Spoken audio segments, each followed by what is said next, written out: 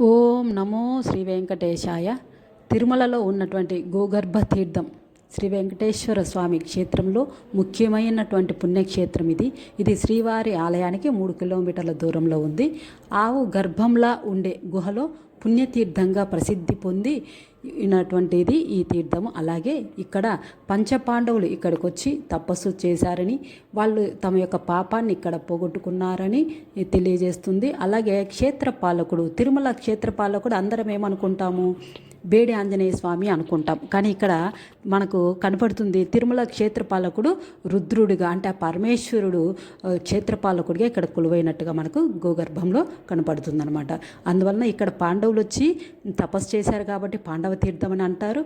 అలాగే క్షేత్రపాలకుడిగా పరమశివుడు ఉన్నాడు కాబట్టి ఇక్కడ శివరాత్రి రోజున కార్తీక మాసంలో అంతా చాలా చక్కగా పూజలు నిర్వహించడం జరుగుతుంది.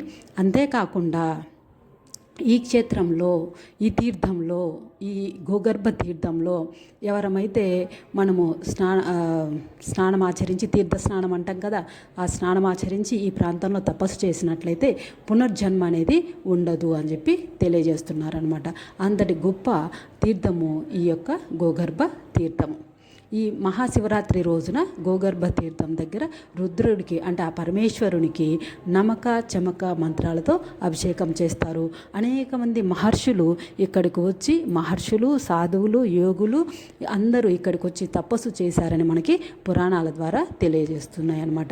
కాబట్టి ఇంతటి మహిమాన్వితమైనటువంటి ఈ యొక్క గోగర్భ తీర్థాన్ని మనం తిరుమలకి వెళ్ళేసి వచ్చేస్తాం, కానీ స్వామి దర్శనం చేసుకొని అక్కడ ఉన్నటువంటి అనేకమైనటువంటి క్షేత్రాలు, అక్కడ తీర్థాలు అక్కడ ఉన్నాయి.